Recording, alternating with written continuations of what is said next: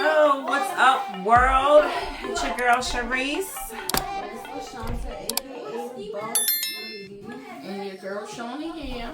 And today we want to discuss a few things, some things like gentle parenting versus old school, like which one is better while raising your kids and how it shows up in your parenting. What do you ladies think? So let's get it started. 6 hours later. So I know, like, growing up, we got beat all the time. Like, we got beat. I feel like beating your children doesn't solve anything. And I feel like letting your children have a voice gives them the opportunity to explain how they feel in a positive way. But they have to be respectful with it. So they can have a voice. But you have to let them know that they can voice how they feel, but they have to be respectful. And they can't just say things because they want to say it. I feel like the term gentle parenting is like, people take it to the extreme, as you said. Oh, come here, let's talk about it. No, but it does not have to be like that. I really feel like what I consider gentle parenting is like with my kids. I know what works for my kids. I know that if I yell and scream and whatever, I'm gonna get a response because their feelings are hurt. But I get a better response when I sit down and I have a conversation with them. Yeah. Especially my youngest. Like, if I sit there and have a conversation with them instead of like screaming at them, then I get a better response. And with the yelling and everything like that, it's like they don't understand why. Yeah. Like, I feel like the phrase of do as I say, not as I do, or because I said so, it would be better handled if there was an explanation. Yeah. Like, I just feel like because I said so, well, why do you say so? And I feel like as kids, that's what we wanted to say, but we knew better not. Because they would say that. They would say, oh, you talking back. Right, you talking back. That was a back and forth thing, and they don't feel as though they should have to explain themselves to children. Right, and while I do understand not having to explain yourself to children, because what bill do they pay? None. That part. What part? We're here to take care of them, but at the same time, they're little people as well. They're human beings, inquisitive human beings. So they want to know what's going on, when it's going on, why it's going on. Right. Now you can give them the brief version instead of being all into detail and letting them know, well, but giving them a little brief. Well, this is why. Right. This didn't happen, or why you can't go here. Because they don't understand. They haven't been through life. Your parent has been through life, and they understand how life works, how things are going. No, you can't go to your little friend's house. Well, see, but I also think it's, like, I know that mommy tried to protect us of all the things, and I see that now because I'm older, but as a child, you don't really see that. Sure. But it's also the fact of the saying, like, you been there, done that. And I remember having a conversation with my mom, and I was telling her, like, you got a chance to say, been there, done that, and it didn't work. I said, because what may not work for you, it may work for me. Mm-hmm. Yeah. So I think that I deserve that same right to be like, been there, done that. Mm-hmm. I mean, granted, I was 18 when I said it, but I just feel like we have to give our children grace, especially with the world that we're living in, but not too much grace. But we have to, like, create a boundary. I feel like that's what these kids lack nowadays, is boundaries. They don't understand boundaries. And I feel like we have to also allow them to make mistakes and experience life on their own, because if you keep shielding mistakes and don't make them feel bad about the mistake they made. Absolutely. Because if you keep, like, you know, like, you want, like your mom says, you want to, like, protect them because, you know, been there, done that. So don't do it because, you know, I've been there, done that. But if you keep protecting that person from that, then when they actually get out there in the world, they're going to do that mistake, and then they're not going to learn anything because they never got a chance to experience it. So sometimes you have to allow your child to experience that pain or experience that hurt, even though we know we don't want our children to hurt. But sometimes we have to, not saying they have to experience like big hurt, But sometimes they have to experience just a little bit of pain so they can learn from it. I was younger. My person that talked to me, I'm like, yeah, okay. Right. They don't. But then you actually go through it, and then it's like, oh, now I see what you was talking about. Yep. I probably should have listened, but since I didn't, we're here now. And I mean, and as in the adult world, we're like that as well. You know, there's things that we know that we should not be doing, or whatever the case may be, and we just still do it because we want to see the outcome. Sure. Even though we know that it's probably going to be a bad outcome. Lead us either a good place or straight to hell. But I mean, there is this book that I've read. It was for my kids' school, and it was how to talk so kids would listen and how to listen so kids would talk. And I really think that was a great book. The scenario that kind of stuck with me, it's like, because you know how us as parents, we tend to yell at our kids. We do. I'm not perfect. I've yelled at my kids. Right. I've yelled at my kids. But the scenario in this book was literally on the level of you're at this job and your boss comes to you and you already have a lot on your plate already, and your boss comes to you and tells you, I need these papers done by the end of the day, and you're like, okay, sure. So it's the end of the day, your co-workers and you are about to leave out, your boss comes to you and you forget all about the paper. You forget all about what your boss asked you to do. And your boss comes to you and your boss is like, hey, do you have those papers that I asked you to do? And you're just like, oh man, I forgot. I'm so sorry. And then your boss just starts yelling at you, belittling you in front of all your coworkers.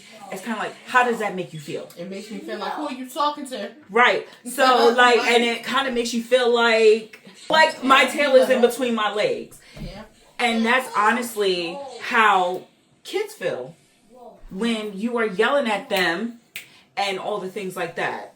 That's just personally how I feel. And that's what I took from it. And it gave me a different insight on life and dealing with my kids and everything like that. That's why I try not to yell at them, because I don't want to make them feel like they're small. I just want to make them understand why am I so frustrated. For me, I talk. I don't do no yelling unless I have to repeat myself. Now, after the second going on the third time, now I'm irritated. So yes, I'm finna yell because you didn't understand the first 2 times and I was speaking pure English. I'm not understanding. And then when I yell, now you looking at me so perplexed, like, what I do? What's wrong? Why are you yelling at me? Right. And don't let me have a bad day on top of that. Because then all that's out the window. Yeah. I'm not even lying. And that's what I'm saying. We gotta be better. We gotta be better. Want to do better. Want to see our kids, be better than what we are. But yes, I agree. So I don't know. And then it's all a cycle. Okay, it's all a cycle, because the way that we raise our kids is from what we learned from how we were brought up. But I feel like we just gotta break that cycle, and you have to heal yourself. Yes, I'm not the same person I was 10 years ago. Totally different. In a better space mentally, physically, still back big. But, I mean, it is what it is. And sometimes I feel like, your kids know what they doing. They know what they doing. They know what they doing. They know what buttons to press to get you flying off the edge. And then look at you like you the crazy one. Yep. Like, I remember my youngest, he was about 15 months old. And he always threw temper tantrums. And I'm like, and I used to yell at him, like, stop, get up, what are you doing? All that other stuff. And then finally, I was just like, I feel like I'm feeling the fire. So when I would yell, he would just get louder. And I'm like, and I would get louder. Right. So then finally, I was just like, you know what? Are you done? He screamed. I said, okay, when you're done, I'll be over here. You can come to me. So, and then I walked away. And as soon as I walked away, he realized that. He straightened up right quick, got up and came over to me. That's how I deal with my youngest. Because yelling, it makes him upset right then and there. But he's not hearing me. And that's like when let's say you're talking to somebody or whatever the case may be, and y'all yelling, you're not really hearing each other. Nobody's listening. Everybody's listening. Talking at the same time. Yep. And so all you hearing is somebody screaming. I mean, do you think your childhood shows up in your parenting? Only when I'm yelling and acting a fool, for real. Other than that, no. For the most part, no. What about you? No. Because I didn't like it. So I didn't like certain stuff. Like certain stuff that I had to do. Now, I have no problem with respect when it comes to the yes, sir, the no, sir, things of that nature. But no, I did not make my child do that. It's not mandatory. But as long as you don't say, yeah, what to me, we good. You hit me with one of them, we got a problem. Because who you talk to? The other one, when you say something to your child and they say something back, but what they said was not disrespectful, but it was honest. Yeah. But still in the older person's mind, because I got to catch myself from time to time. I'd be like, yo, that was disrespectful. Right. What did I say that was wrong, man? It was honest. It was honest. Right. That was the truth that I said. And delivery wasn't bad. Yes. Right. Tone wasn't off. None of that. Everything was. It was just what she said. It wasn't how she said. It was what she said. I feel like because sometimes we don't want to hear the truth. True. Especially not coming from your child. Not coming from your child. Oh. So it all depends of the scenario. I live life. You know, like if we're in a disagreement and you say my end, I instantly get an attitude. Like my attitude is worse. Like now I'm ready about to throw these hands because like I am not that. I am not that. So I mean, I wish my kids would, and I feel like they don't think we done that. Like no, we just grew up as adults. We're just adults. We came here as adults. I told my kids like, yeah, I've been to school. I know you don't like school. I understand that. I get it. I've been there. Believe it or not. He's like, you have. Yes, I have. Like, oh my gosh, but I really feel like being a mother is like one of the greatest blessings. I'm not even gonna lie. Like that's one thing that I am actually blessed that happened in my life was becoming a mother. Because at the end of the day, here's this little human or humans that love you unconditionally. And that's one thing that I can say, no matter what wrong you do, right, wrong, or indifferent, like they're gonna forever love you. They do. That they do. You sit there yell at them one moment, in the next 10 minutes, they come giving you a hug, and they can feel like when Autumn is young. Well, even to this day, she asks, "How's your day? How was your day? You had a good day? Oh, you didn't have a good day? Oh, let me give you a hug." Or if I'm angry or something, oh yeah, you didn't have a good day. You must be tired. Like she very intuitive with that. Like they are little people. Broke besties. Yes, I broke besties who likes chicken nuggets and fries. That's it. And money. Yes, and Robux. Wow. Lots of Robux. Video games Minecraft, and all that good stuff. Oh. So, and that's why I just want to, you know, I'm not saying that I am unhealed from my childhood because I look at it in a different light. So I understand that the reason why mommy was like this is because that's what happened to her. Yeah. And all she did was do that to us. And it's up to us to break the generational cycle, the curse, all that. It's up to us to do that. So you can either follow in those same footsteps or you can choose a different path. And I think choosing your own path when it comes to your kids is what you should be doing because all kids are different. Absolutely. None of these kids are the same. There is a book on how to parent, but you can't use that same dialogue for every kid. Like, prime example, with my kids, now they are 16 months apart. They have different personalities, of course. Now with both of them, I can just kind of give them that look and they know that I mean business. Okay, that's good. Cool.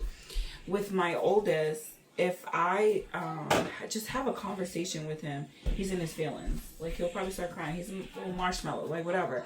With my youngest, I gotta kind of have a sterner voice to talk to him. Not so much yelling, but I have to be more stern. And the second child is usually always like that. Girl, that second child be the one that try you, baby. Yeah. Yes, that second child is not with it. 0 F's given. Like, I know with them, I am excited that I did have to, because my oldest, he's more cautious.